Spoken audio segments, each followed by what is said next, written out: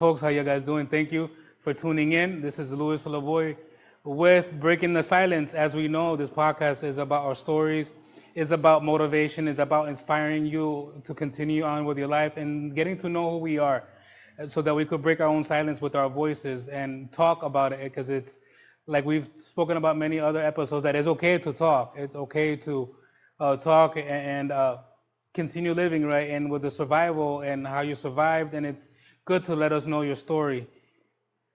So today we have a great guest. We have a great guest in which he has become uh, uh, a big part of BCW, my company, Bay State Championship Wrestling.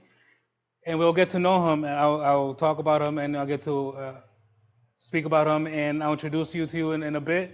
But this is Breaking the Silence with Luis LaBoy.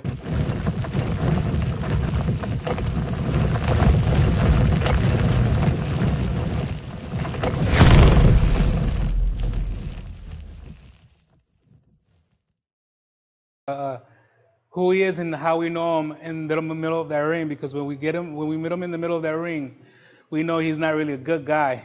Because it's all about the mission, right? It's all about the mission. It's a great person, though. We'll get to meet him. We'll talk to him, and we like to thank Dan, as known as Dan DaMan, or Danos, the mission, along with us. I appreciate you being here. Thank you for being Thank here. you, thank you, thank you. First of all, I'd like to thank you for bringing me into BCW. The funny story is, seeing on social media, and I'm like, I go on there and I introduce myself to Eric and all that, let him know, like, hey, I'm interested. I see the talent, and I'm like, oh, okay, well, I can help. I see Bull Dread on there. I see a lot of guys I know, right? So I go in and,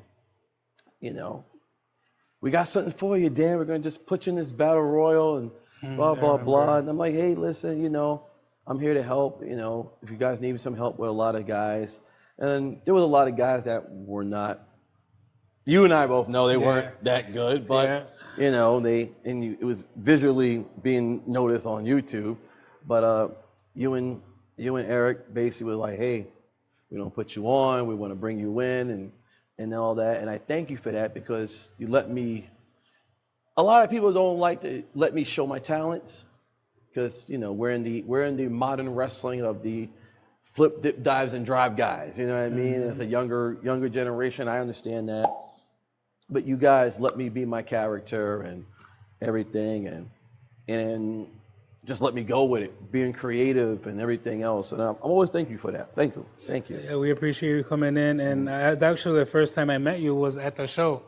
Eric has spoken to me about you, and he said you're a great guy, and we brought you in. And because I was the type of, one of the things I've always said is that I appreciate you for giving us, you supporting us, especially knowing that fact that even though you knew Eric, he was the booker, but you didn't really know who I was. Right. Everybody knew that I was a guy outside of wrestling, that I didn't know really Right. anything about wrestling, and Eric was there, so mostly everybody in the show was there for Eric.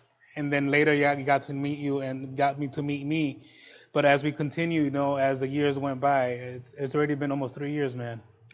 Yeah, really? November actually would be 3 years. Show-wise, it'll be two because we just celebrated our second Oh, anniversary. that's right. But legally, it's November. It'll be our third year. Oh, wow. Well, legally formed. And then the man, he was there for their first show, Donovan Era. And that's where I got to meet you. And ever since then, you've become a great part of what BCW is and Bay State Championship Wrestling. And I appreciate that faith you had in us, especially knowing that was a brand new company. We were going up against all these other companies in this area, and I believed in us, and I appreciate you for doing that, and still to this day still being with us. Yeah. I like growing companies, so it's like I'll support anybody who has the same mindset as myself, and there's a lot of guys that they get into this business and they go from let's entertain families, let's entertain the audience, into all of a sudden they want to just bring their friends in and let their friends entertain the guy running the show. I've always said that, like, the biggest fan is the guy booking it sometimes. Yeah. And it's not the case. Like, you know, we've had our talks and we come up with ideas and everything else about the show. And I'm not a selfish guy. I'm about the company, you know. It's like any company you work for, you know. You're like, hey, I got ideas, blah, blah, blah. We can make more money. I'm talking about in the real world, not just the wrestling. It's like, hey, I got ideas. How about we try this, or how about we try to sell this or do that? And if the company makes money, I make money. You know what I mean? So this is the same way I feel about BCW. We're a growing company. You bring in, we got an audience. We have people that follow the characters and the storylines and the guys that do the promos and all that stuff. And they stick with it. When you put something on when you put stuff on Facebook and YouTube and Instagram, and you put all over social media and you put those things up, it's not like there's no views. You know, there's no likes. There's likes and there's views. So we got to get the ball. You know, we keep the ball rolling, and it's going to start growing and growing and growing. So, and of course, you know, talent will evolve and everything else. So that's how I see it. We see it, like I said that, but I do remember when I first saw you, because that on the Donald New era, nobody knew you were there. Nobody knew you were there. Quote unquote the story. Nobody knew you were there. Right. And all of a sudden, when they blasted the music, first time it was a huge pop. Everybody was screaming for you, and then everybody got pissed at you when you went in the middle of their ring and just cut everybody. Yeah. You just cut everybody. That seems to be my promo. Seems to be they call me the promo guy. You know. So, but I'll stick with that. You know, promos. I learned. Well, backstory. I started training in 1999, right? But I didn't really debut until like, December of 2000, going into 2001. Okay. So when I was training, you know, they was always teaching the simple things.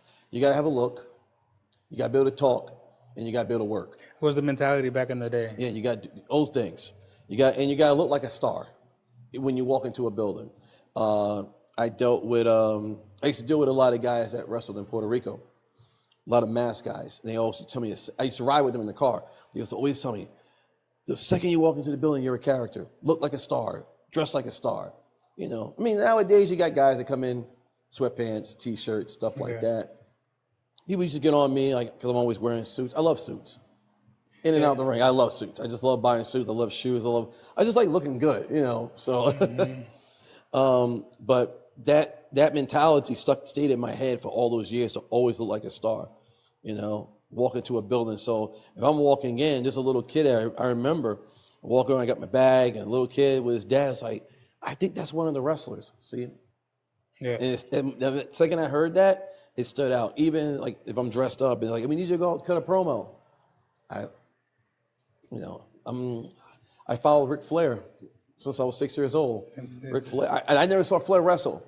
So 6 years old, my grandmother watching NWA, and Ric Flair came out. He had the belt. He had two women side by side, and he's talking all this smack, and I'm just like, yeah, I like him. And I never seen him wrestle. Never saw Flair wrestle. So that's how you got into the wrestling. Like everybody else, grew up as a fan of wrestling and saw all these. Watched it with my grandmother. Gotcha. And we stayed watching wrestling. It was like, let me see.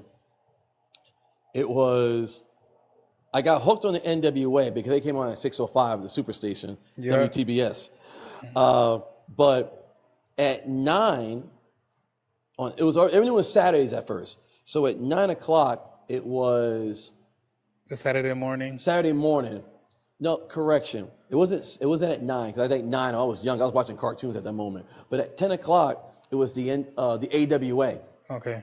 Vern Gagne and, you know, all that. And then at 11 o'clock was WWF at the time. Then at 12 o'clock, I think it was Glow. Glow. At Glow Wrestling. I saw an episode not that long ago on Netflix. They have it on Netflix. Yeah, now. yeah.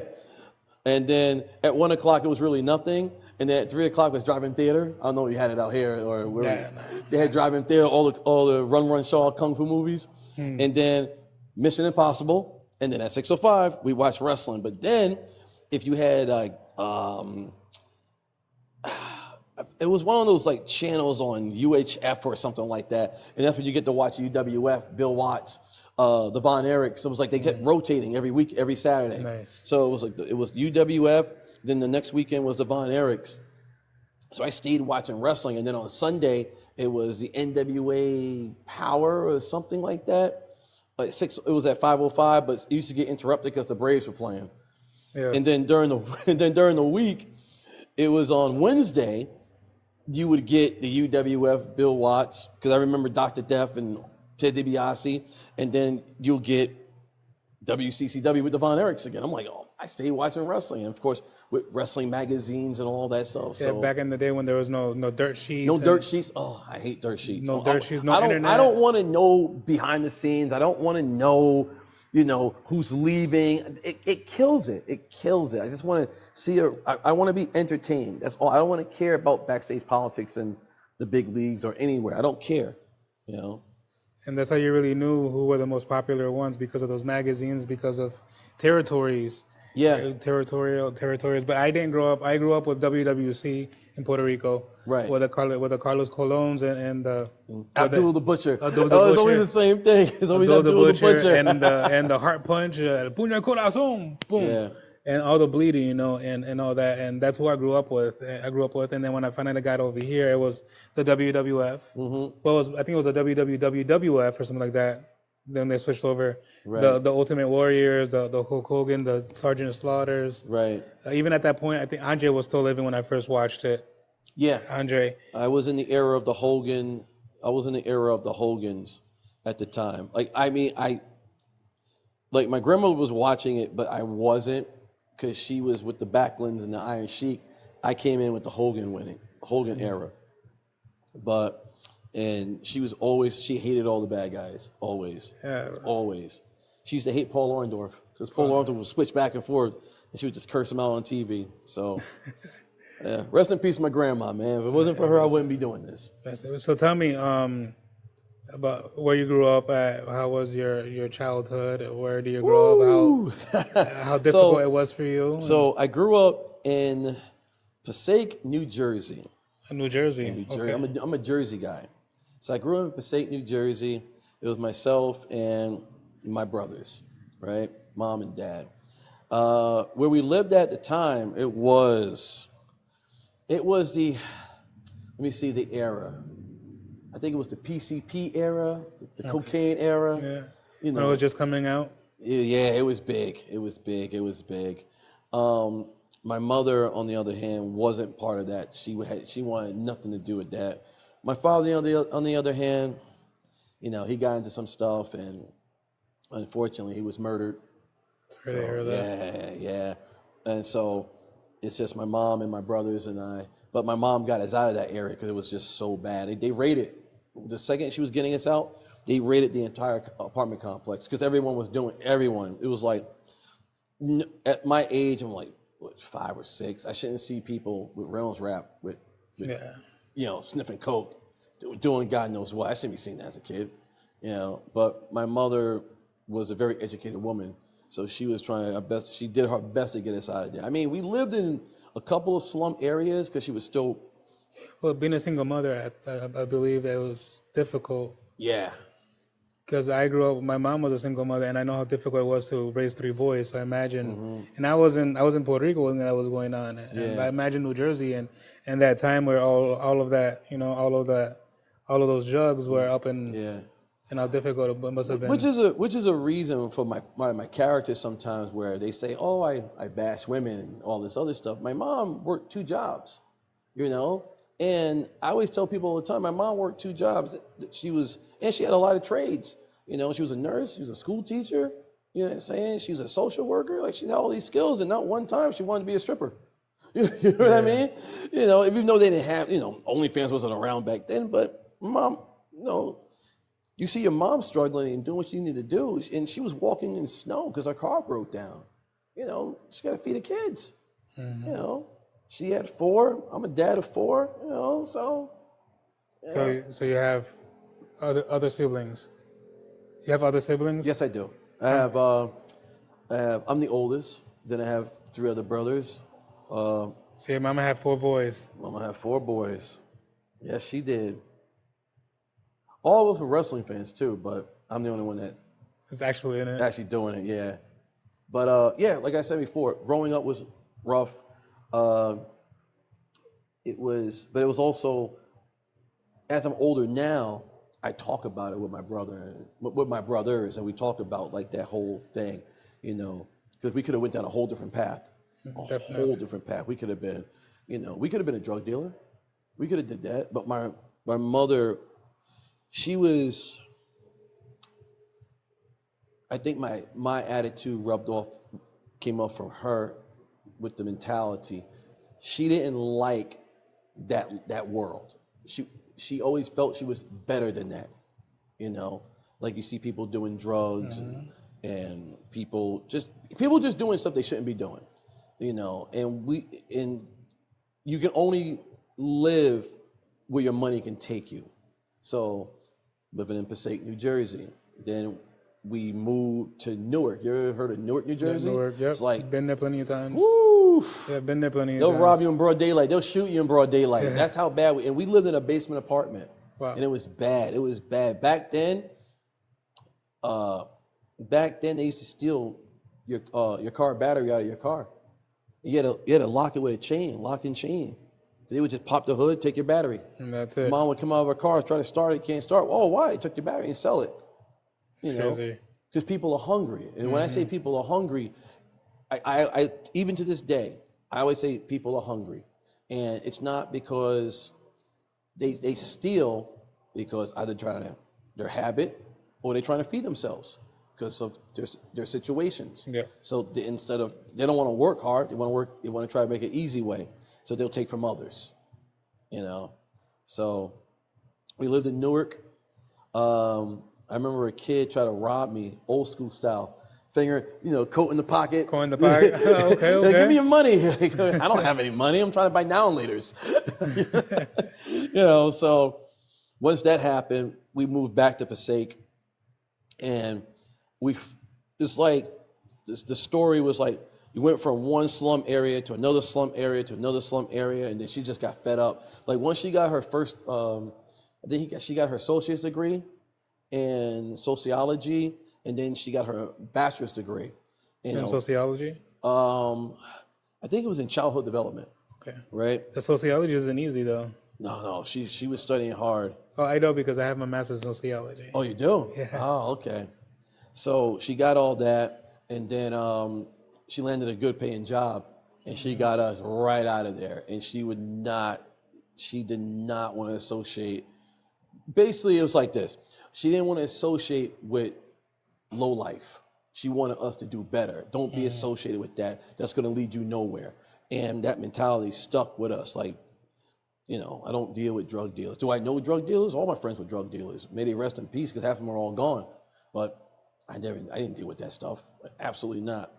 Have I done some wrong things? Oh yeah, but I've never anything to the point of going to jail.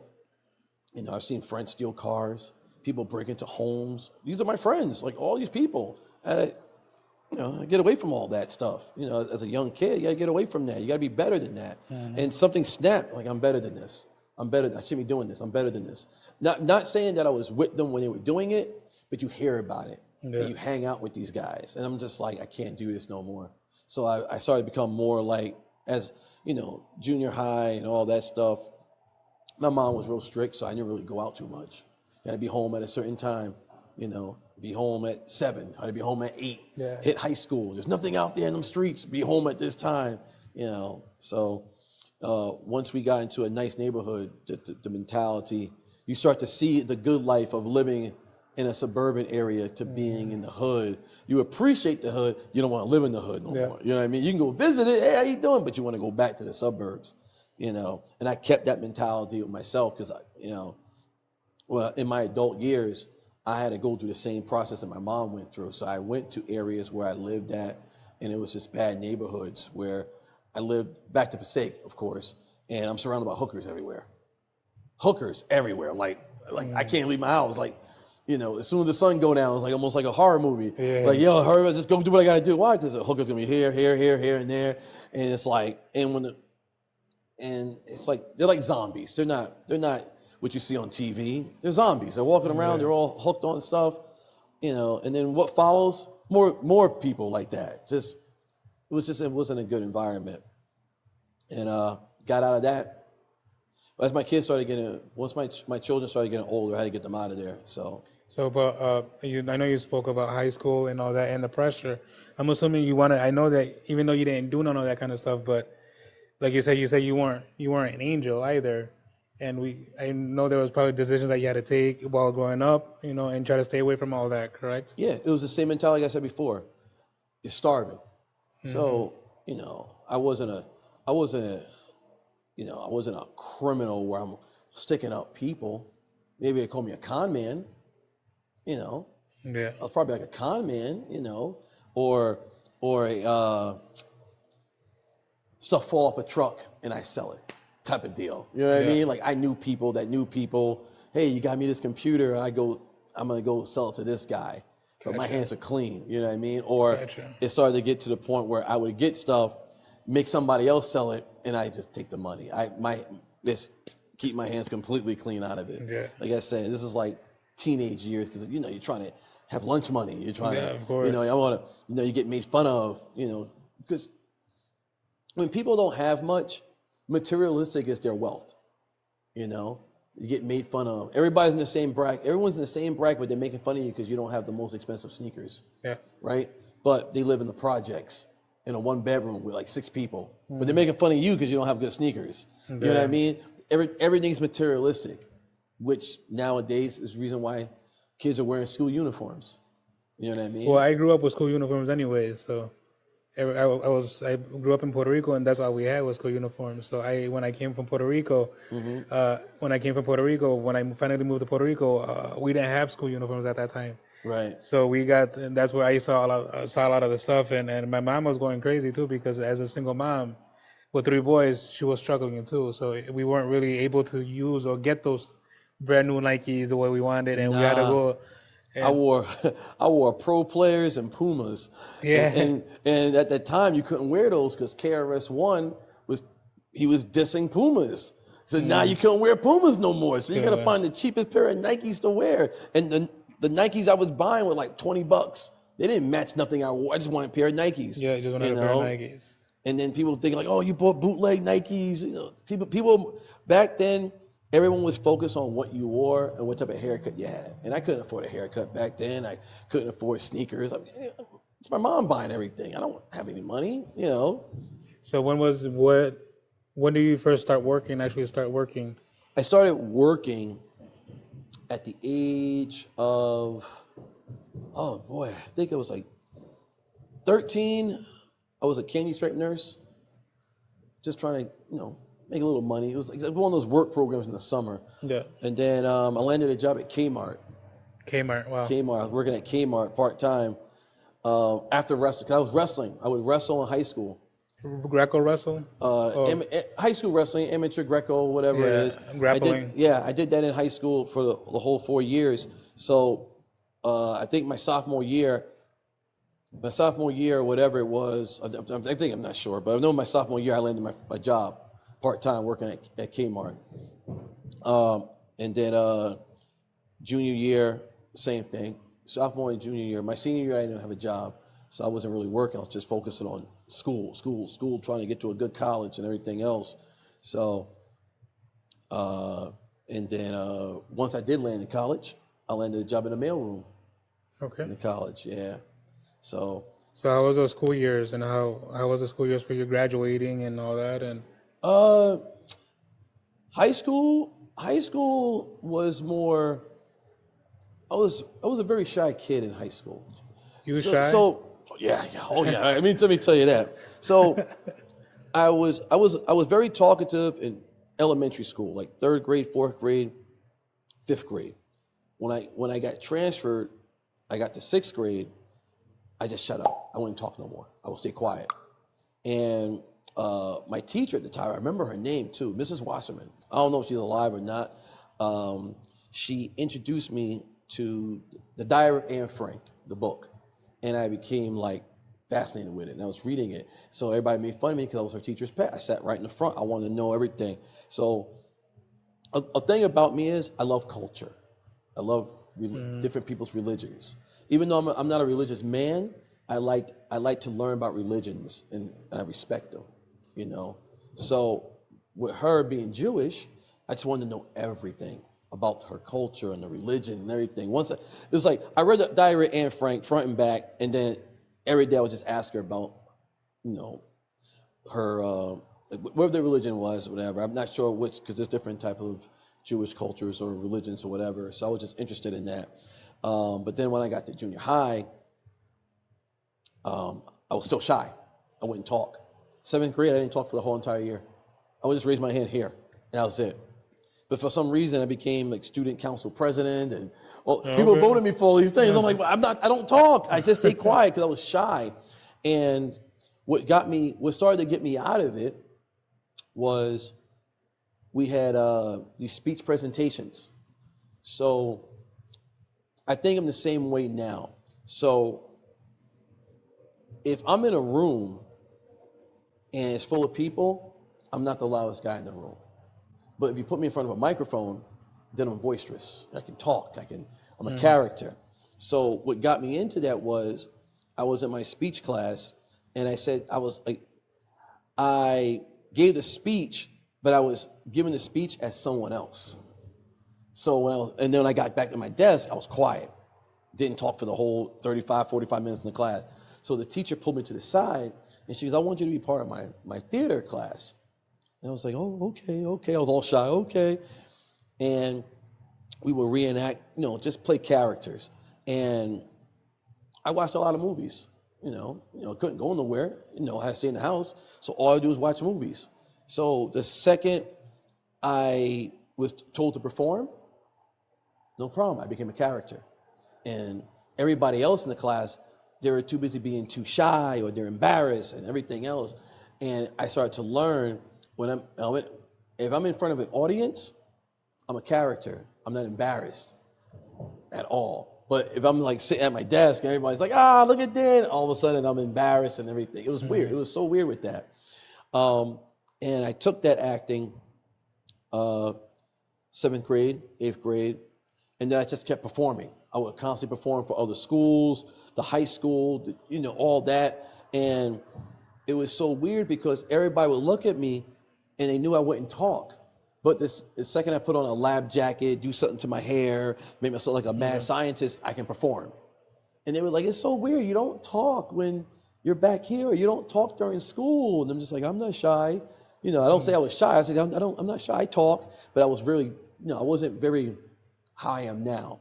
You can't find yourself in junior high. It takes a while to find who you really are, because you're trying to, just trying to discover yourself.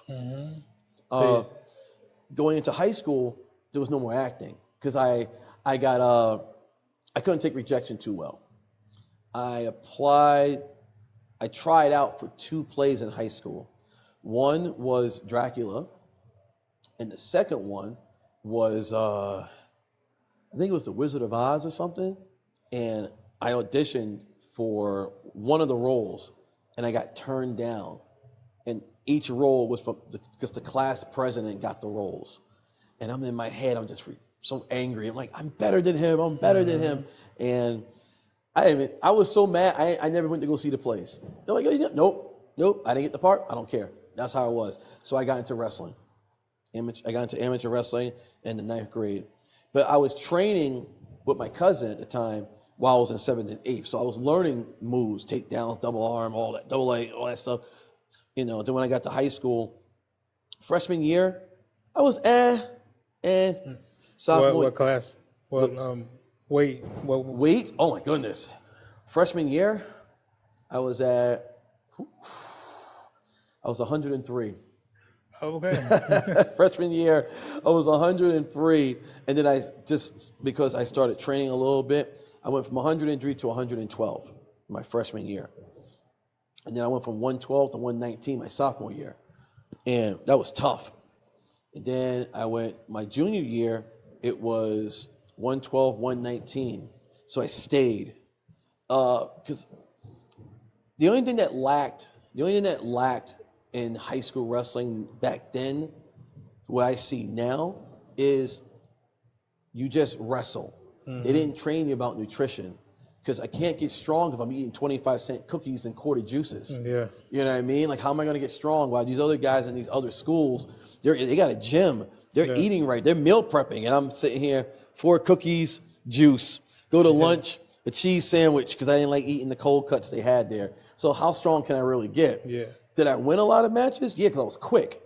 You know, junior year, I stayed at 119, 125. Between 112 and 119, and then it started to go from 119 to 125. And then my senior year, it stayed at 119, 125, but I wasn't as strong because of, losing weight and everything.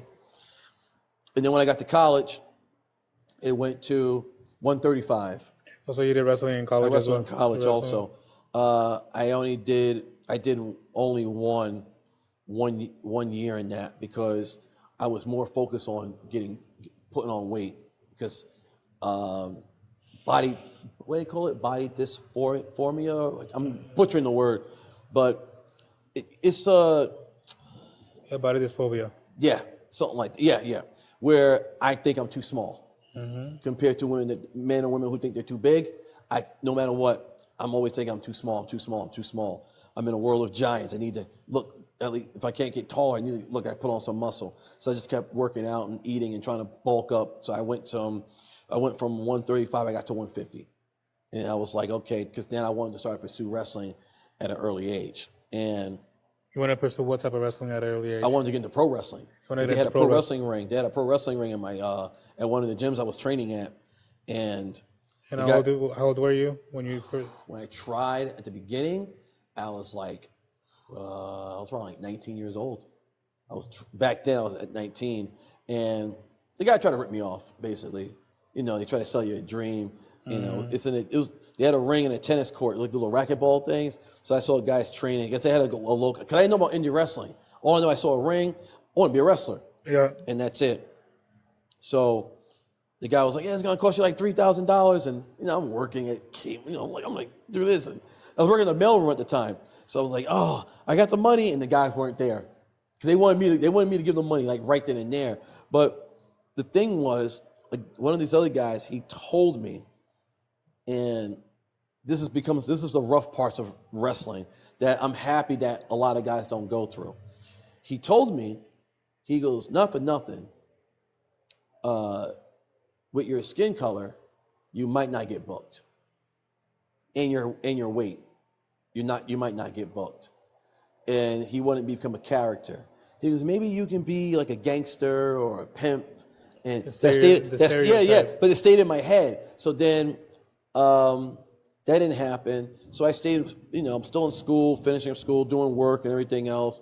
And then I found my mom told me that her friend knew there was a wrestling show coming up. So I checked out ECPW. This is where I started training at. So I checked that show out, and I saw the talent. And I saw a couple of guys that were a little smaller than me. And I'm like, if those guys can do it, I can do it. And I saw guys talking on the microphone. I'm like, oh, okay, that guy can do it, I can do it. And in '99, I went there to start training. And, it was rough, learning how to bump. I was training in a boxing ring. This is way different. Yeah. I was training in a boxing ring for a while, and you keep learning the basics, like almost like that wax on, wax off type of deal. So I'm training in a boxing ring, and then things happen, and the guy who was taking me up there, because we lived in the same town, he just started acting funny and didn't want to bring me back up anymore. Okay. So I was like, I called up Gino. I was like, Gino, I'm going to do some stuff right now, but I'll be back, And then I came back because I started early '99, trained for a little bit, and then I came back in 2000. And I was on a roll from that moment on. And I did extra training. I did extra training, which that's what I love when I see these young guys say, if training's on Mondays, Wednesdays, and Thursdays, and you go to somebody and be like, hey, can I learn on this day here? So I would train on Mondays, and then I would come on Saturday, and I would stay late. And then I'll come back again on Sunday, one-on-one training, because I wanted to be where those other guys are at. You know what I mean? And the sad part about it, with the whole racial thing, it was the same old. Like, oh, you want to be a pimp, you should be the gangster, or yo, like all that. Because they don't, it's like, it's ignorant and they don't know any better. Also, they're threatened. That's how I felt about it. They were threatened. So I remember 2000, it was like around Christmas time. I was in a battle royal, and I asked Gino, hey, he just told me, because they were practicing with promos and stuff. So I've studied watching wrestling for so long, and I was like, I got a catchphrase already, so I did that. And you already had a catchphrase when you started? Oh yeah. It was sacrifices have to be made for my well-being. So everybody cut their promo, and they would end their promos with, that's it, or they walk away. I would look into the camera and say what I had to say, call out names, do all this, and I would look into it, and I'd be like, and sacrifices have to be made for my well-being. And I would just stop. And everybody would be like, oh my goodness. So he wanted me to cut those promos. So I was a promo guy right from the start. Cut the promo, get beat up.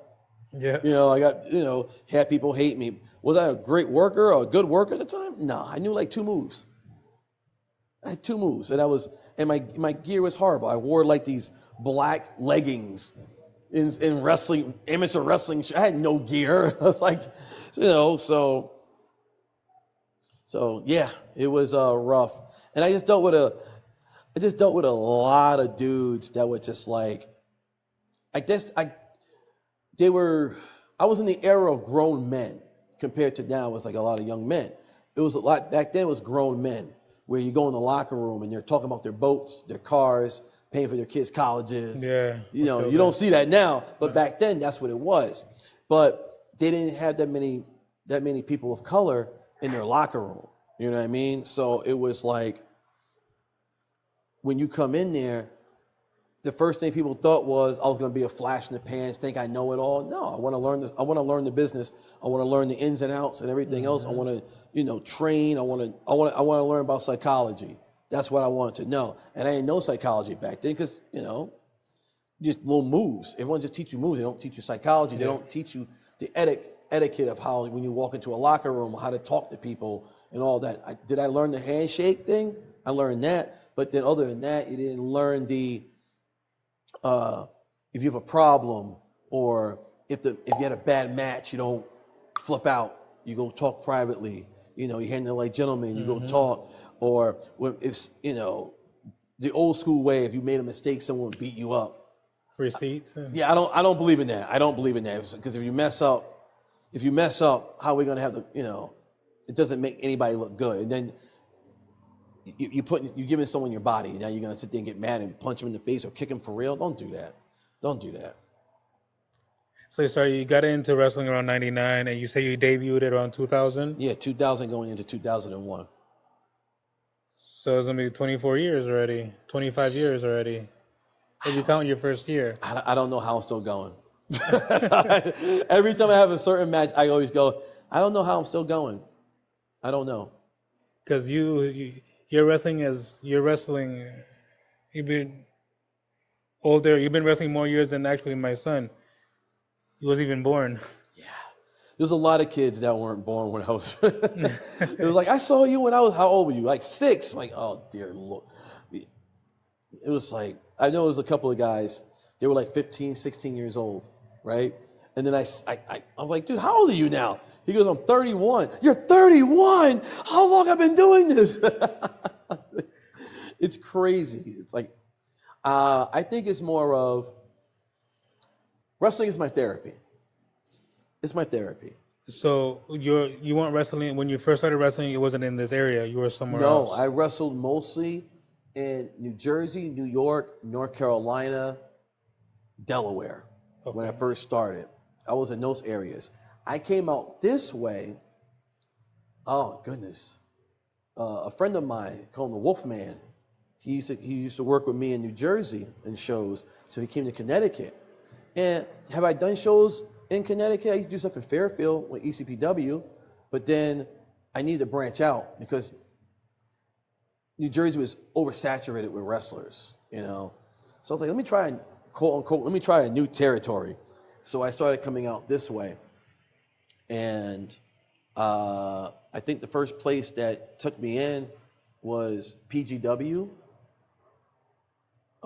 They took me in, and then I just started branching off to different companies and just started wrestling all over, making pretty much no money. I was in Jersey, I was just driving out. I don't care. Massachusetts, I'll go. Connecticut, I'll go. Rhode Island, I'll go. I just wanted to be known in the New England area because New Jersey, like I said, was oversaturated. Yeah, they have a lot of companies on there, actually. Yeah. They still do have a lot of companies on that way. Yeah. Do I still wrestle in Jersey from time to time? Yeah, I do. You know, I just did a show, I think back in March. I wrestled at the American Dream Mall in front of like 10,000 people. Oh, yeah, it's crazy. It was great. It was great. It was great. It was great. But now it's just like I said, I'm still in New York. I'm still in New York and pretty much out this way for now. I know you had mentioned prior about all that, and that you had your children by the time you moved already to Massachusetts or to Connecticut. Yes. My first son was when he was born, I was still wrestling, and I get a lot of heat for this. So my son was born on a Friday. I wrestled the next day. You wrestled Saturday. I wrestled Saturday, right? I wrestled Saturday, did my show. I did 2 shows, ran right back, not showered, nothing, went back to the hospital, you know. And how old were you at that point? Oh, boy.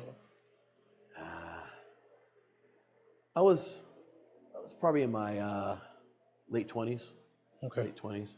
Yeah. So my son was born, and then I wrestled Saturday. I wrestled Sunday.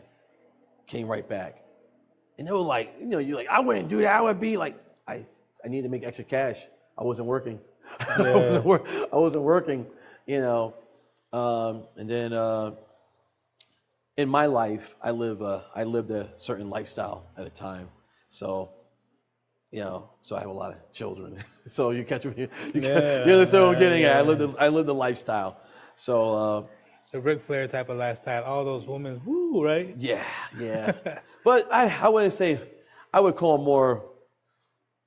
Like, when I say handmaids, because I hate the term baby mother or mother of my children. I would always say wives. Even though I wasn't, you know, married or whatever. It was just I just call them wives because I took care of them. You know, that's the more in-depth look of the Dan DaMan, Danos, whatever. I was always a great father. I may not be a great person. I was always a great father. You know, we'll go more into that right now. So let's go into that more into the wrestling. So being a father was it's a tough job. You know it. I know it's a tough job. Yeah. So I really didn't really wake up and get that bell ringing in my head to be the father until my third youngest was born. Like, he was born, right? And I had a really bad habit of like just holding jobs. And now he's born, and it's right around Christmas time. Okay. You know what I mean? And then, so, you know, just I had to put myself into gear and start doing stuff. And then when my fourth son was born, now I got 4. I'm like, oh, wait a minute, we gotta, you know, let's wake up. Yeah. So no girls, huh? No girls. Now, So you have 4. now there's some floating around somewhere. Who knows? Right? Who knows? You know, that's a whole different story. I have nobody come up to me and hand me some papers. So no, Nobody's knocked on the door yet. no knocking on my door. No, but 4 boys, and when my youngest was born, I was already like knowing what I had to do. So went through some tough patches with females. And here's the lesson. Now we talk about life lessons now.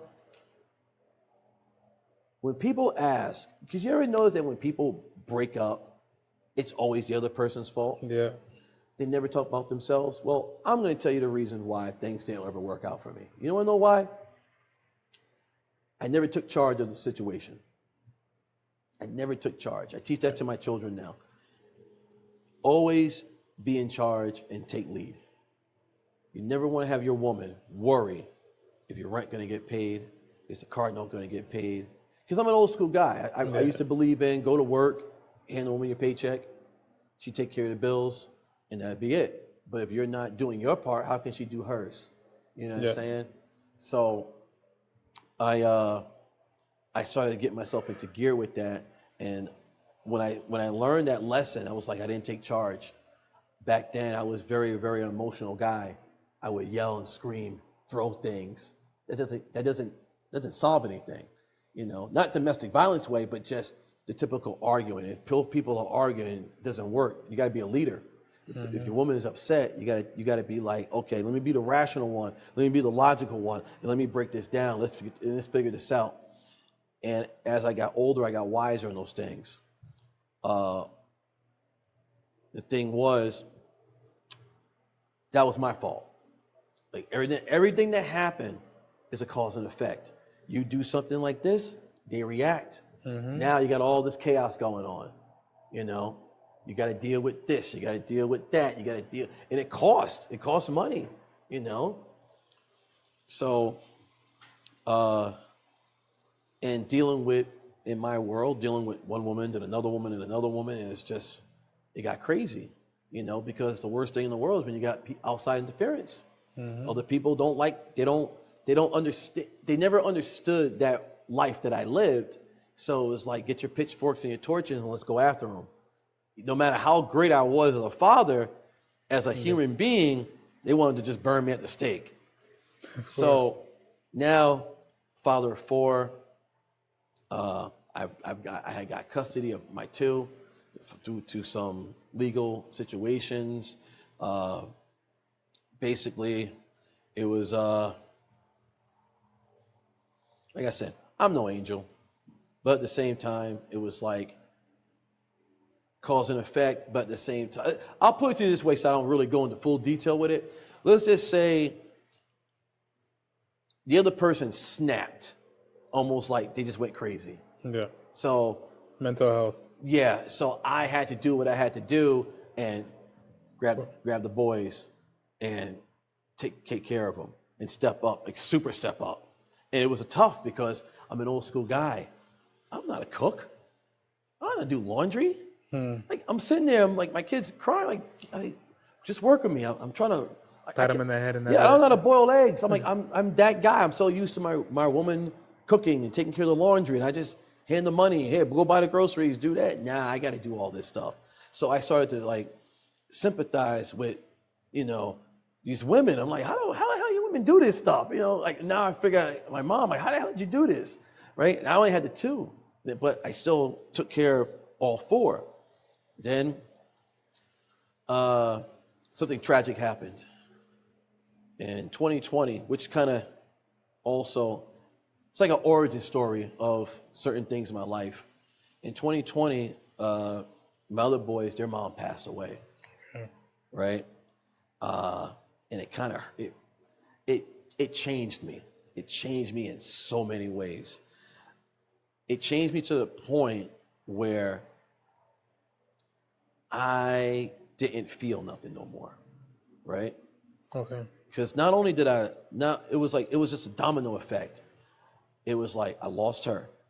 And then the year before that, I lost my dog, right? And a lot of people go, oh, it's your dog, it's your dog. No, but they're very important. The thing was, I never had a pet.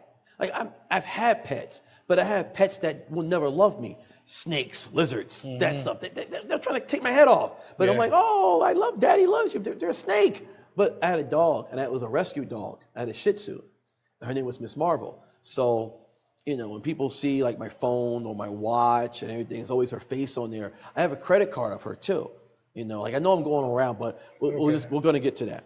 But when I lost my dog, like I was just going through so much, and you know, with life itself, and then I lost my dog to cancer, and I was selfish because I knew she was dying, and I didn't want to lose her, right? And the crazy thing about that, I lost my dog, and I still performed the next day. I had to perform and wrestle, and it was killing me. It didn't hit me until after the match. It didn't hit me until after the match. Like when you got to the house and no, I broke down in the car. Like I finished the match, I cut my promo, I did everything. I got in my car and I bawled. I bawled because we talk about mental health, and it's a crazy thing. And I always say this, and people say, no one cares. I always believe that no one cares about men.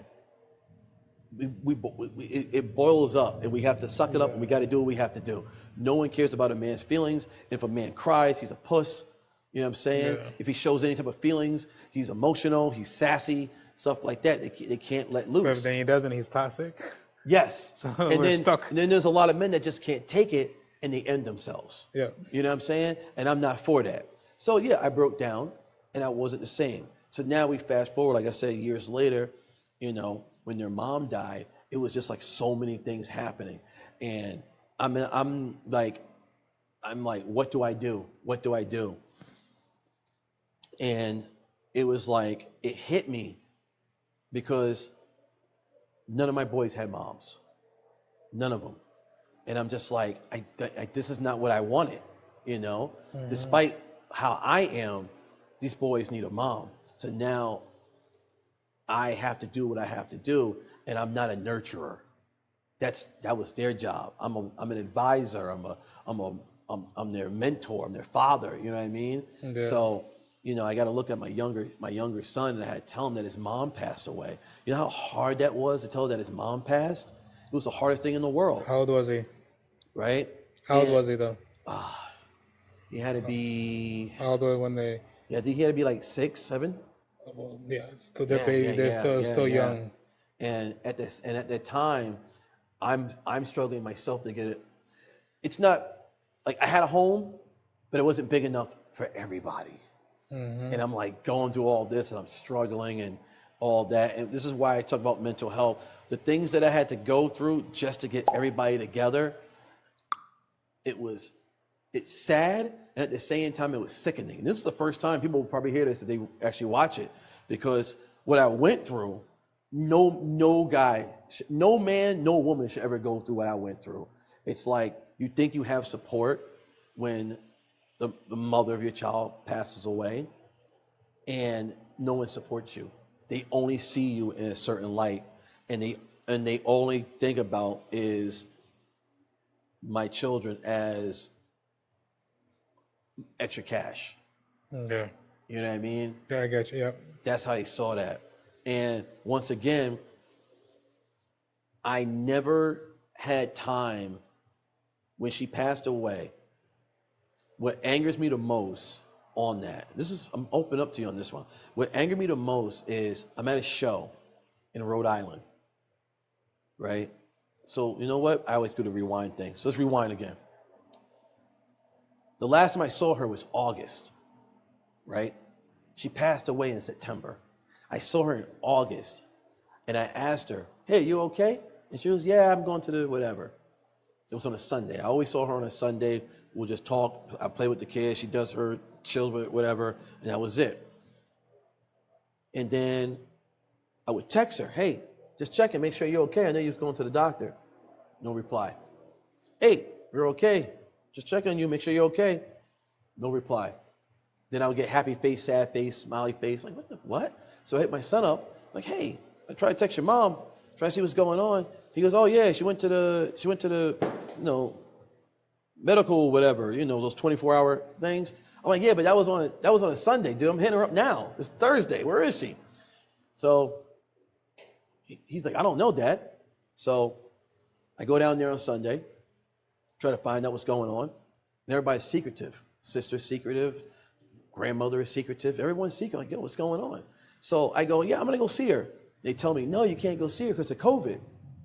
And me not, not thinking, I go, oh yeah, okay, okay. You know, time goes on, I'm still texting her, nothing. I asked my son, did you go see her? He goes, no, no one's seen her. It's now the whole month of August is going. Now it's September. We're in Labor Day, still nothing. Hey, what's going on? Can I go see her? No, you can't go see her. They have restrictions with COVID and all this other stuff. So found out that was a lie. Found out all that was a lie. Right? It turned out that, what was it? I'm in Rhode Island, got a show. It's on a Saturday. I get a phone call. Everyone's on the phone crying. I said, what's going on? They say she's not going to make it. There's like something with her liver or something. And I just got numb. So I do the show, perform, do my thing, head back. I go down there. I go see her. And she's gone. She's gone. Like I see her. She doesn't even recognize me. She recognized me, but she barely recognized me. And when I asked him, I said, why didn't you tell me that she had this problem? They told me it wasn't for us to tell you. You know how that feels? That my son didn't know. My son didn't know that. So we're both finding out at the same time, and we get to see her on the last day. And I have to tell him, this is my third oldest. And I got to tell all the boys, all of them, because we all hung out together. I had to tell all of them that she's not going to make it. And in my head, I'm like, what do I do now? That was on a Monday I saw her. That was on a Monday I saw her, right? 4 days later, I get a phone call on Friday from my son. She's gone. And I go down there. I'm upset. I'm just angry. I'm angry. I'm not sad. I'm angry, right? And of course, it was a Friday. That Saturday, all my kids are crying. What do? Everyone told me, you don't have to perform. You don't have to. I need to do this. And I go out there and I perform. The next day, I bring the children there just to keep their minds off of what happened. And I go out there and I wrestle. Right? Then I got to go back and I got to still deal with everything else. And I got no cooperation. I got nothing. They were trying to take my children from me. They were just all this crazy stuff. Finally, there's a good part to this. I do get a bigger house, and I get the children. And the sad thing about it was, I got the house, the kids are living there, and I still didn't have time to mourn. I didn't have time to mourn because they were still coming after me. Trying to say I'm a bad parent. I got 4 children. What bad parent works his butt off, gets a bigger house, enrolls the children in a better school, and takes care of everybody? I'm doing it by myself. And I didn't have time to mourn. I didn't. There was so much anger in that situation. I never had time to mourn. And I finally vented to them, right? I vented to them and I said, you don't care about me. No one respects me. You see me as this one person and you blame me for what happened, right? I never realized that she had a problem with drinking. I never realized it. My son didn't know until he went in her car and saw bottles all over the place, little nip bottles. Never. I didn't know, because I know she would call me when she was drinking. I was like, don't call me when you're drinking. Call me when you're sober. We can chit chat about what's going on with the kids and everything else. We're playing things and whatever. Because we had a good rapport. So it was nothing hatred, but I just never liked when she was drinking because she'd be around her friends and you know how it gets. Yeah. But yeah, that's the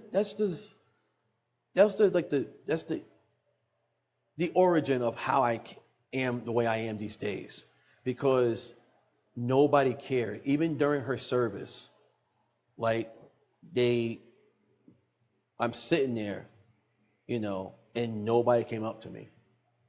No one said sorry. Yeah, we weren't together. We were, but we weren't together. But no one came up to me. They would go to my children. They try to snatch the children up and try to hug them over there. No one came up to me. No one. I didn't even exist. I didn't exist at all. And I kept trying to do the right thing. I try to do the right thing. I try to show compassion to the grandmother. I try to show compassion to the entire family. But at the same time, as time went on, no one cared about Dan. They didn't care. They'd rather me do the same thing, visit my children, and never take them. Don't be a responsible father. Because in their eyes, I was a deadbeat dad, and I never was. So the happy ending to that was my children do live with me. And unfortunately, the grandmother passed away. The grandfather passed away on that side. So my two boys, there's no one left, and I felt bad. I felt bad for that. I finally got a chance to mourn her death after I gave my speech about how I'm not going to be the nice guy no more. I'm not going to do this. I'm not going to do that. And it was December 2022. We're into 2024? Yeah. It was in 2022 when I finally got a chance to, 2 years later, I finally got a chance to mourn her death. I finally got a chance to finally do it. And the lesson to all that was, I said earlier, always take charge in relationships, right? As a man, you have to be logical. Mm-hmm. You have to be a logical man. You cannot show emotion. Because I did show emotion at one time. Like I flipped out on them, on the whole family, because they were talking about I'm not taking my children. And my son heard that. And I told him, you will never see me like that again. I will always be logical. I will never argue with people. I don't like to argue with people. I like to talk things out. One, I don't like to argue because arguing solves nothing. Two, I don't want to have a heart attack. Okay. You know what I mean? I don't have a stroke or heart attack yelling my lungs out. No. But these are the things I try to teach a lot of young men now. I tell them to always take charge. Always be a leader. Don't be the okay guy. If something doesn't feel right, you investigate, ask questions, do this, do that. Never just be, if someone goes, oh, you can't do it. Oh, okay. No. Oh, okay is not good enough no more. And because I said, oh, okay, I could have found out more things because I listened to somebody. Get your own knowledge because knowledge is power. You know what I'm saying? That's the word. Knowledge is power. Also, it's okay to be emotional. It is okay. I always say this to people all the time. Talk to your boys. Open up to your boys. You know what I'm saying? Because it may sound misogynist. It's like I try to open up to a woman, and it ain't going nowhere. It didn't go nowhere at all. I can open up to you. I can open up right to the people on YouTube. They don't know who I am. I open up to my brothers. I open up to them because no one knows my story. And that story also led to my character that I do now. When their mom died, I told my son, I was like, she's gone, but we still have a mission to do. And that's why I came up with it. I was like, it's all about the mission. We have a mission. I don't care about anything else. The mission is what's important right now. And the mission got me a lot of things. The mission got me my house. The mission got me to all my kids to live together. My mission got my kids to graduate. My mission got my kids going to college and doing better. You know what I mean?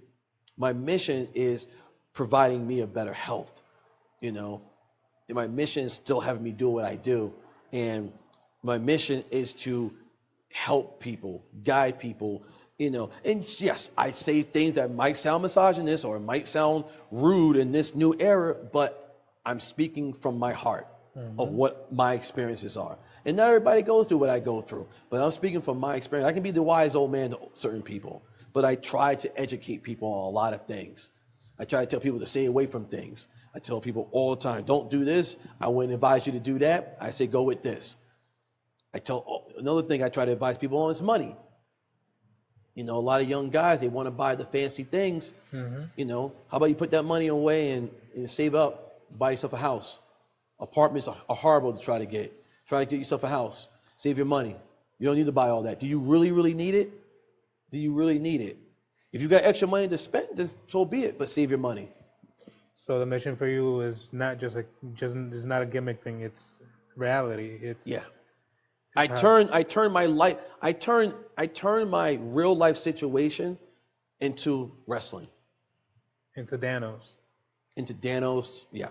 Into the mission. And so how did Danos start coming around? I know the Dan DaMan was coming around, but how did that gimmick come out, and how? Because these past 2 years, I've seen you evolve in different ways, and when I first saw you, you were in jeans and in a shirt, and that type of what we call it, that stone cold type of attitude where you would just want to cut everybody. But now, like I said, you're in. It's all about the book. It's all about the mission. It's all about. Yeah, like I said, I've seen that involved. My real life situation of something that tragic, it's my therapy. I turned something tragic into a wrestling. So I think I put something up, but the story I told you, I put it on one of my TikToks about how my origin began, because I wrestled during the times of everything that tragic happened. Because most people in this business, when something bad happens, they can't make it. Yeah, they step away. They step away. I couldn't do that. Like, not saying I couldn't. I could, but I chose not to because I had a mission. I still got to go out there and perform. Because you think Joe Smo in row 3 cares about what happened? No, he wants to be entertained. So I'm going to do my job. I'll mourn later. That's my mentality. A lot of people don't think like that. But the Dan DaMan, Danos character, the Danos character is basically the Thanos from the Infinity War, but I just call him Danos. So, because I like snapping my finger and just taking people out. Yeah. That's where it came from. The book of Danos is just basically, it's everything that I spew out about, take charge in relationships. Don't be a simp. Don't be a wimp. Be a man. Provide. Don't be this. Don't be a bum. Like, all those things is basically, I just hold the book and I just say these things out loud. Yeah. And it's the same thing with women. I say the same thing with women. It's like, be a lady.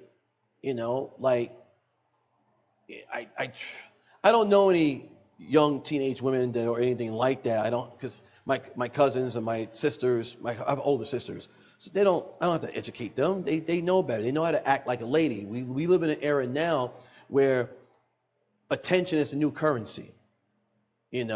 Everybody, look, booty, booty, booty, booty, heart, heart, heart. You know what I'm saying? Mm-hmm. That's the new currency. Yeah. And I try to tell men, you don't have to do that. The most attractive thing about a woman is a woman in her clothing. I sound like a righteous person, but as you get older, you don't want to see a woman in lingerie and showing booty pics and all this other stuff. You want to see a woman be a woman, And I ask because there was one gear that you used where in one of our shows that everybody thought that you were like some type of cult leader, some type of pastor. He came out. Yes. You came out in all white, and you had the book, and even my wife was saying, "Look at this. He thinks he's a pastor here." I embrace the cult leader. Yeah. I do embrace it. I do embrace the cult leader. I do. I come out with the book and wearing all white. I try to save people. Yeah. That's a shoot. I try to save people all the time. I'll sit there, I'll talk to you and try to, I talk to these young men all the time. Like, listen, man, blah, blah, blah, blah, blah, and I'll hold the book like I'm but yeah, that's a combination. Like I said, you got to put you put a little bit of how you feel in real life and you put it with your wrestling. Hope you get a message across. I don't think I'm getting a message across, but I'm trying. You're trying, but no, it's It's with everything that's been through like in your life right now, and I see where you're coming from.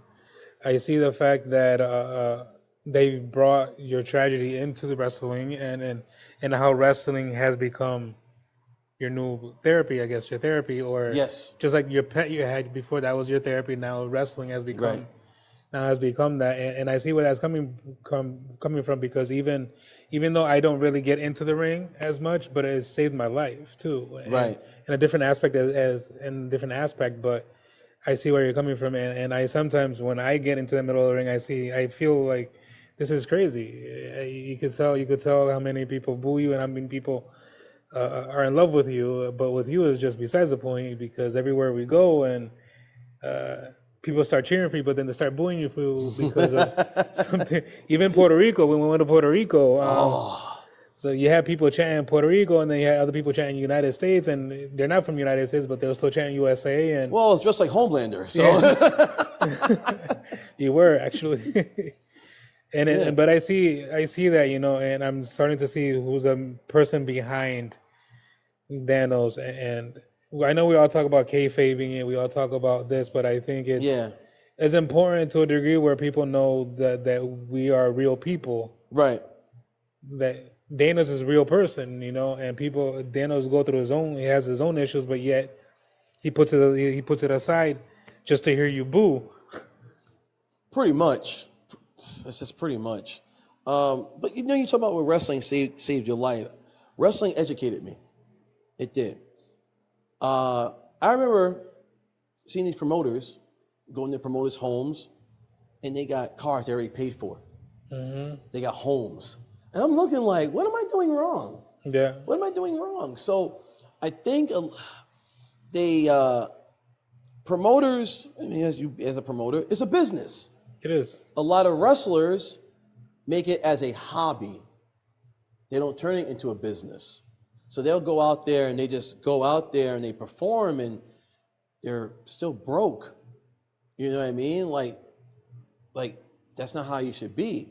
Like, and I started thinking about it. I'm like, I don't think back in the day Bruiser Brody was wrestling for fun. I don't Nah. think Stan Hansen was out there going to a show and just wrestling just to have a 5-star match. They were trying to live and make money. Are you gonna make a lot of money doing indie wrestling? Absolutely not. But at least do it where you get something out the deal. You know what I Hmm. mean?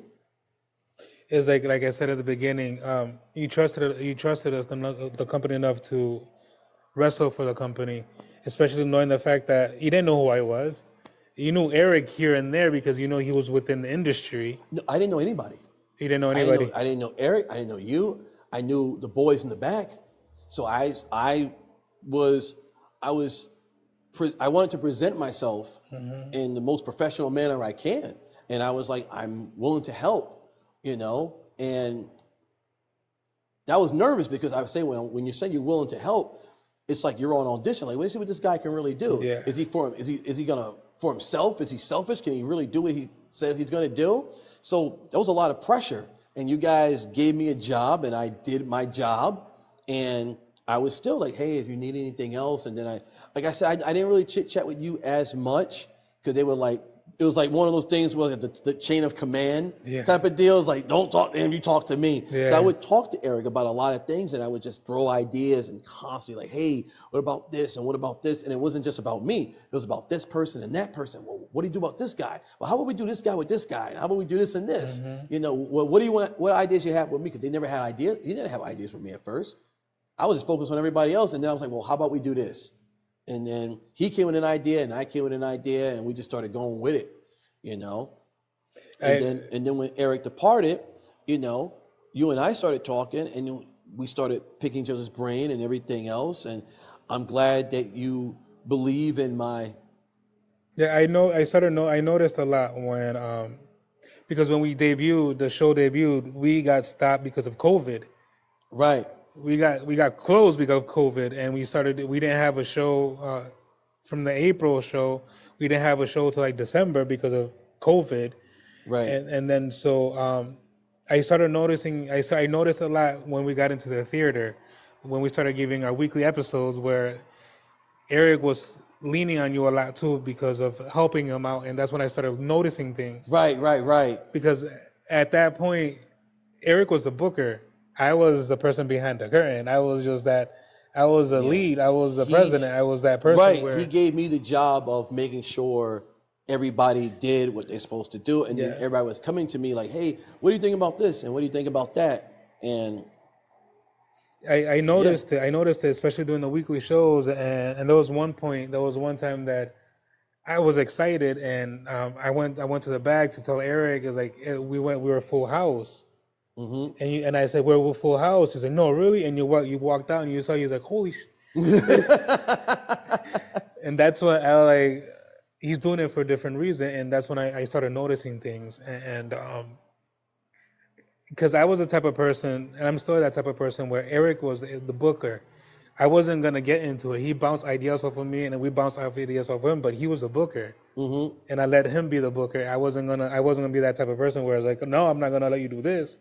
I'm not Right. gonna let you that. And then he was counting on you. He counted on you. He counted on another talent. And I saw that the fact that and I saw and then when Eric did leave, uh, um, it was chaotic for me. But I appreciate all of it because you stood behind me and you stood behind. Yeah, because you was like, thank you for staying with me, and I was just like, I never knew someone would choosing sides. I didn't know, that was a situation. I'm just like, like, hey, I said, hey, whatever you need me to do, let me know, Yeah. you know. For me, it was difficult because everybody was there. Because like I said, nobody knew me as a promoter. Nobody knew me Right. as a booker. No, and it was like I was the person behind the scene. Hmm. And then Eric was the one. He was the face of the company, and Right. he was doing everything. So everybody reached out to him. And when he left, we had that show over there at the gym. And I thank you all. I thank everybody because it was crazy for me at that point. Because now I'm not that person behind the curtain no more. Yeah. I'm in front. And I had it, and that's why I thank you all of us for staying with him because I appreciate everybody. I appreciate all of y'all for that, and giving me the faith in what we're doing. And like I said, I always appreciate everybody, no matter how people think about it. And it's like I said, BCW actually saved my life Hmm.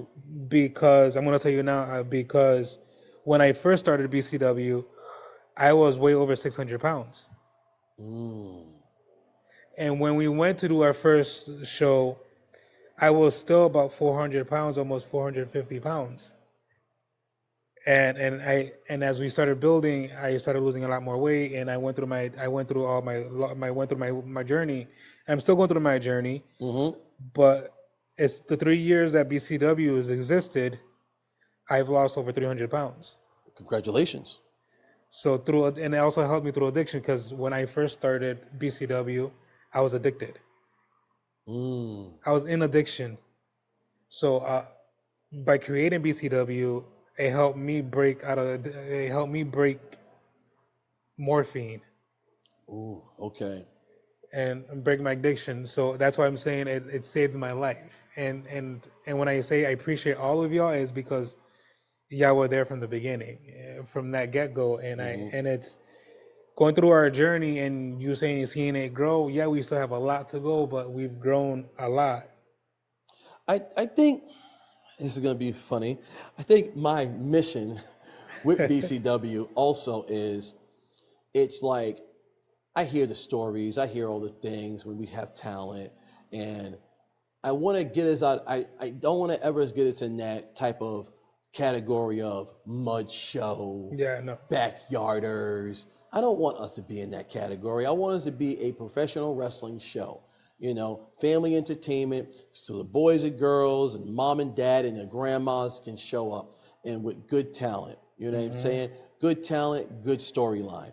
I don't want that. I don't want that stamp of mud show or backyard on this company. So, you know, I believe that we will never be in that situation because what we're trying to do, Yeah, definitely. you know.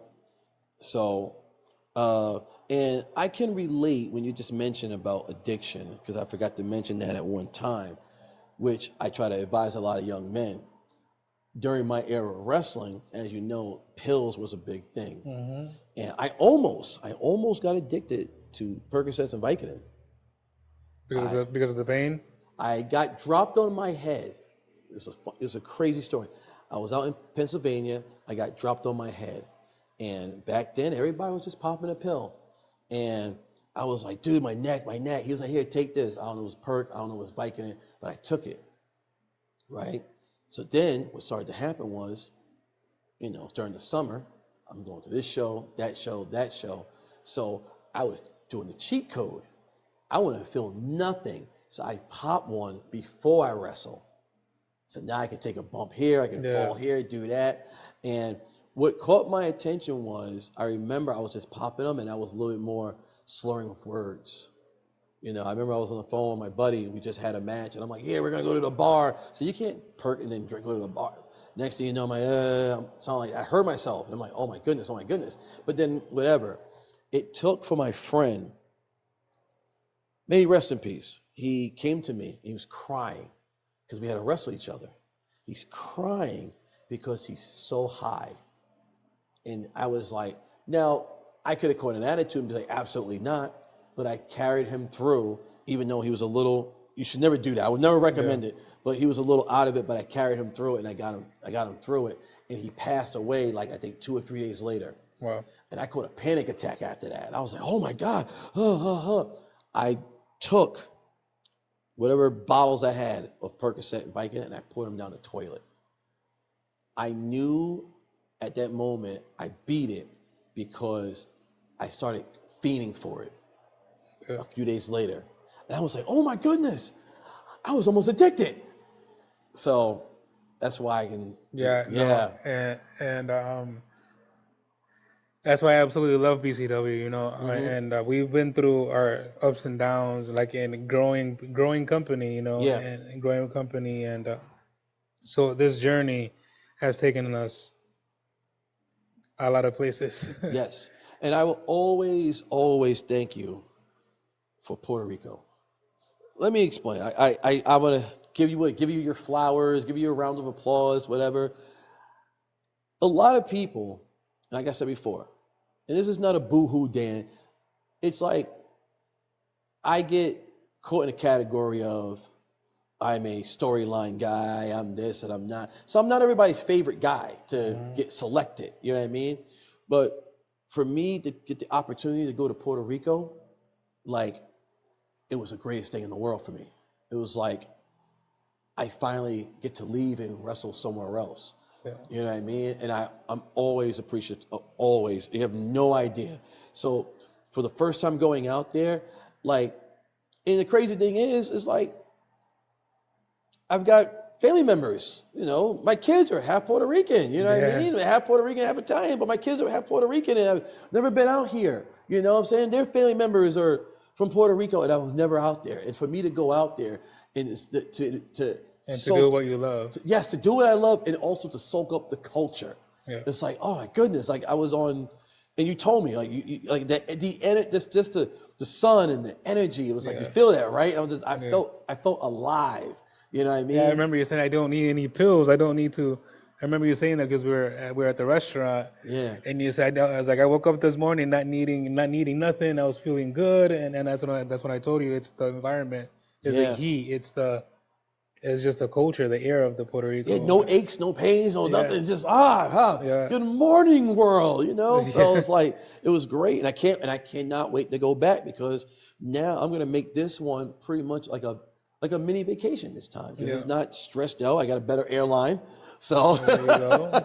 not the other place. I'm not dealing with those bullies. Yeah, that's crazy. I fell on a cargo plane, waiting to get dropped off in a parachute. Like go.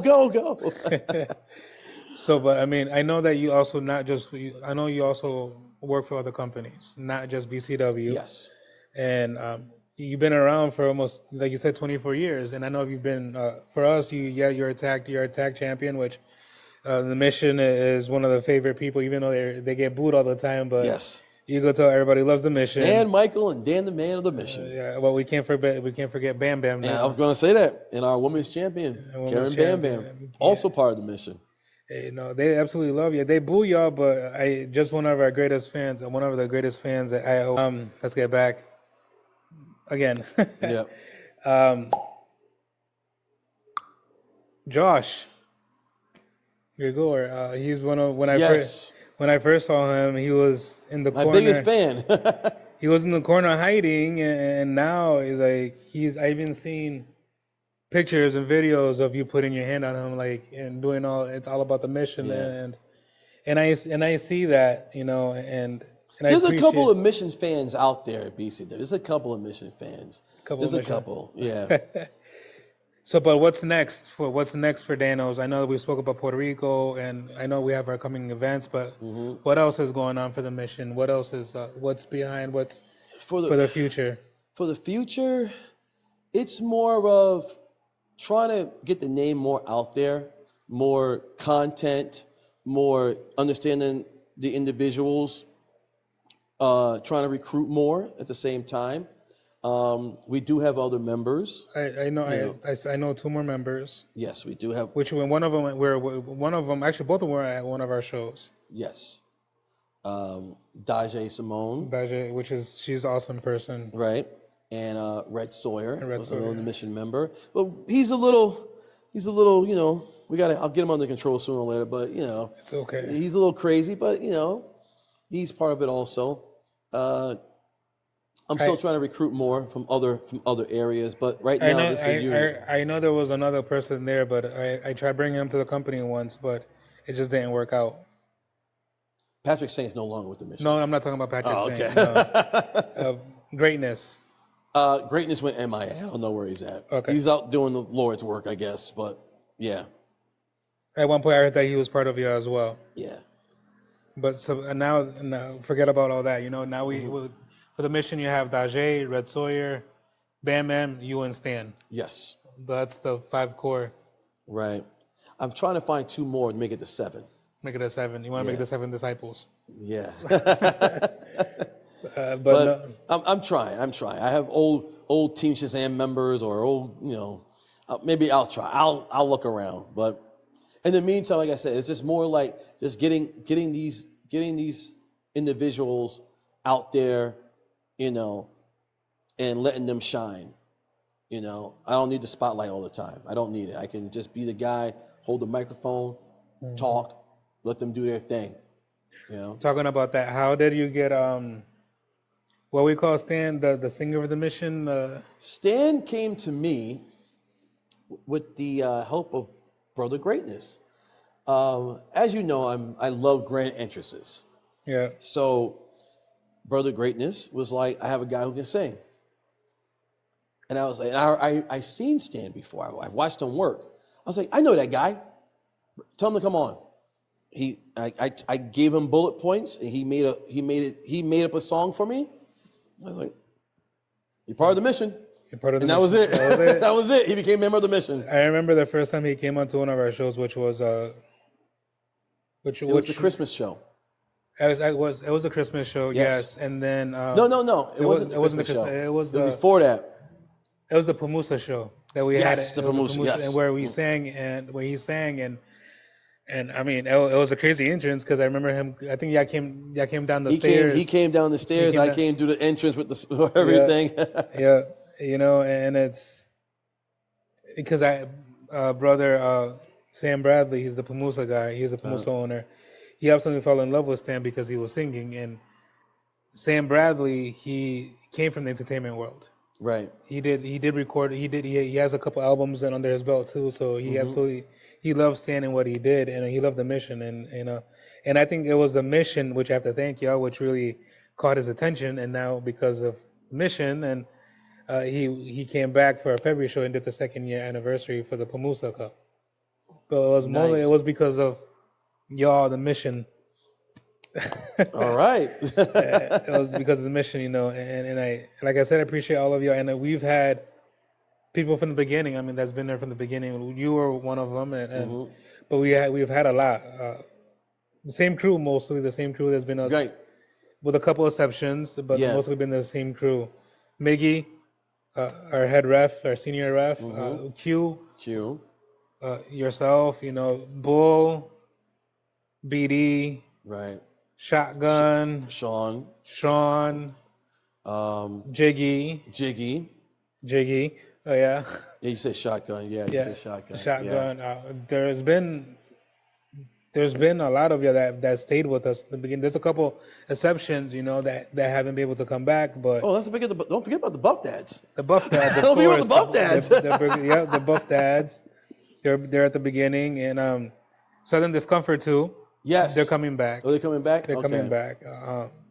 They've been there, but I was talking more generally more about when we did the Dawn of a New Era, where all these people, that we've had there, it's still mostly still there. Yeah, yeah. Well, I guess there were a couple of exceptions, but mostly all of you are still there, and it's hard to find that, and it's True. hard to find a company that doesn't have revolving doors Yeah. of talent, and that's one of the things I focused on mostly is not to have that revolving door. And I told Eric is not listen. I don't want to be like one of the things I want to be different is not have that revolving door. We've had experiences. We've had people come in. We have people leave, but it's mainly the main core is. You want to have the fans invest in them. You want them to get into the person. If they show up one time and then they're gone, what happens if someone's walking by like, hey, I had a great time. Who's that guy that blah, blah, blah? He never comes back. Yeah. So. But your kids, your sons, I'm assuming that they absolutely love you wrestling. They loved me. My children when they were younger loved wrestling. They loved to see me wrestling. Now it's no different than just going to work. Yeah.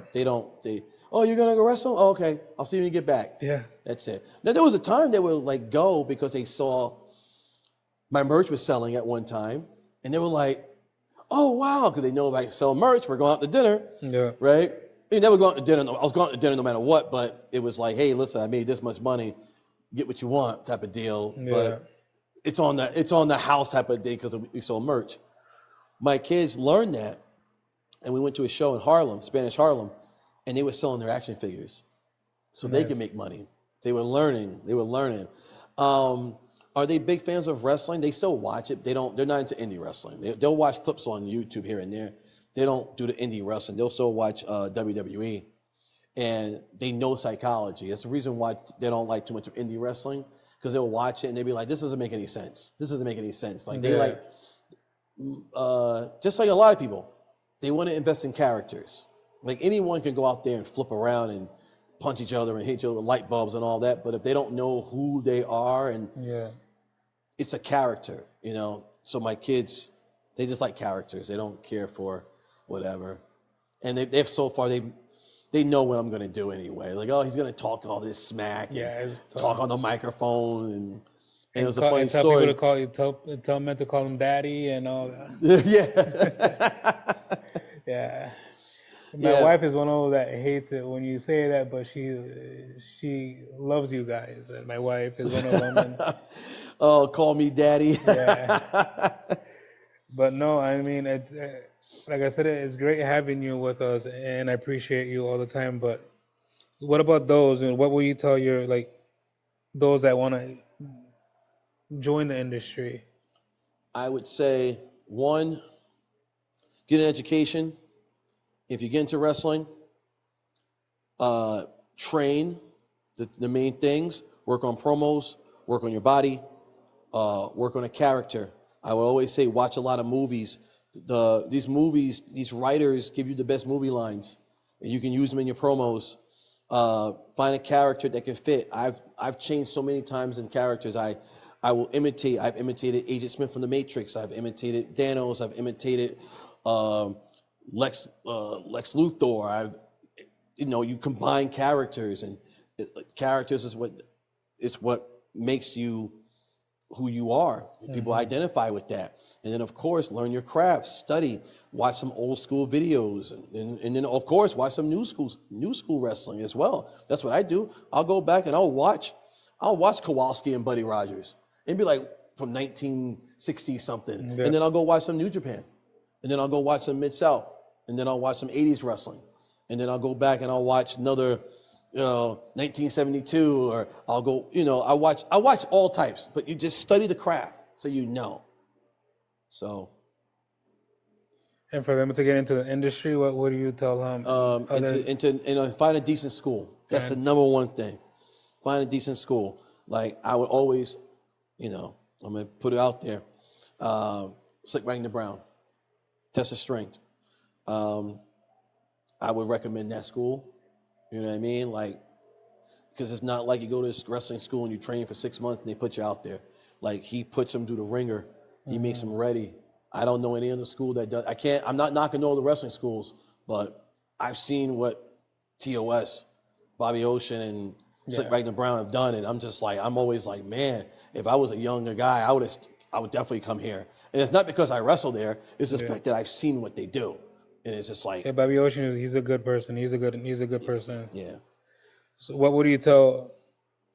Other than that, is like,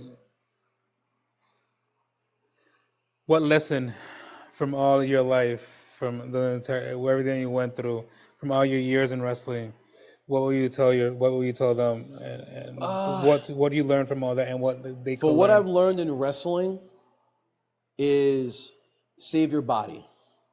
Save your body. You can last longer. I know you might be eager to, a young age of 18, 19, 20, even 21, taking these outrageous moves. It's okay to do it on special occasions, but to do it every night, you won't last long. You will not last that long. I didn't get it with wrestling. I didn't get the psychology until almost my 4th year in wrestling, because I was doing crazy stuff. And then when you start wrestling every weekend at a same high volume, and you're going home and you're hurting constantly, you should not be hurting that bad because you're taking suplexes on floors or jumping off of this. And there's a time and a place for all that, but not every time. Just preserve your body. It's your only body. So So you hear that, folks? Preserve your body. Go to a good school. Learn your craft. Learn how to talk. yes, Learn how to talk. learn footwork. But that's all that comes in time. All that comes in time. Where can your fans, and where can they find you? Yeah. Online, what's your socials? Um, Where can they find you? you can find me on Facebook, Dan DaMan. You can find me on my TikTok, because I'm constantly putting content up on that. My Instagram, my Snapchat. My Snapchat's a whole different thing. My Snapchat is just my commentary on certain shows. I haven't done too much on there. My Twitter, it's at Dan Ligula or at Team Shazam. I haven't put too much stuff up in there. I gotta, but the main ones is the Snapchat. The main ones are the Instagram, the Facebook, the TikTok, and of course my YouTube channel. When you check out some of my matches on there, my full matches are on there. So, and if you want to see me at other places besides BCW, I wrestle for ACW out in New York. Test of Strength, which is we have a. This is probably going to air later, but we have a show on Friday, which is the 19th, July 19th. We have a show on the 21st, but this is on a show later. Yeah. It's gonna air later. Yeah, though, so. yeah. So yeah, but I have a show, and I'm trying to think of some of the shows I got. Also, we got. I don't know what I'm doing because it's gonna air later, but we got this Sunday. Yeah, we have this Sunday. It's okay. Yeah. So. Yeah. They'll see you in Puerto Rico when? Puerto Rico is September 28th. Yeah, we're going to. It's actually a really important show for them over there in RCW.